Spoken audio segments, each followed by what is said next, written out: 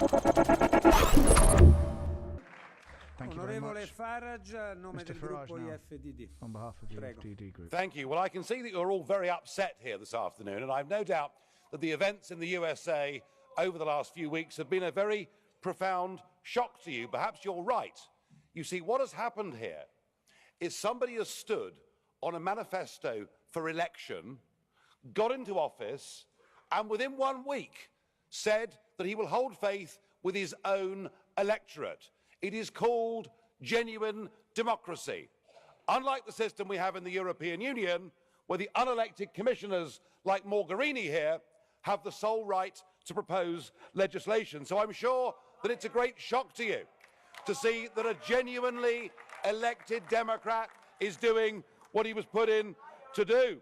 And it must be, I would think today in Washington. Sorry. I can't hear you, mate. Di questo Parlamento e delle funzioni istituzionali dei This Parliament has commissari. institutional Questo lo functions, dobbiamo non solo per il as rispetto does the Commission, istituzionale alla Commissione, ma out of anche institutional alla respect to the Commission, benevolenza but also della commissaria vicepresidente as a e result alto of rappresentante the Commissioner's onorevole president. Mogherini. Right. we La need to be- ringrazio. Right. So thank you. And out of institutional respect, President, to the truth, perhaps you will understand and agree with me that within the European form of lawmaking, it is the unelected Commission that have the sole right to propose legislation. If I'm wrong in saying that, you can throw me out of this Parliament right here, right now, this afternoon. Onorevole Farage, io la richiamo soltanto a un atteggiamento rispettoso. I am just asking you to be a little bit more respectful, please. Prego, può Thank you. continuare. You may continue. Oh, I'll be respectful, all right, and perhaps you will be too, for the right of the leader of a political party that won the European elections in the United Kingdom in 2014. Now, it seems to me that actually, with all the anti-Trump rhetoric that is coming from everywhere, actually what we're hearing is the true nature of the European project, which is genuine anti-Americanism.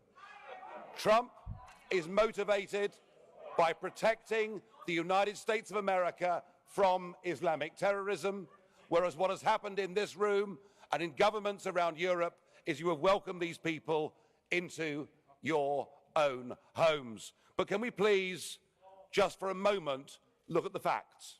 Amongst all the hyperbole and the hysteria, all that Donald Trump has done is taken 7 countries that were identified by President Obama as posing a risk to the USA. Obama already had put in place extreme vetting.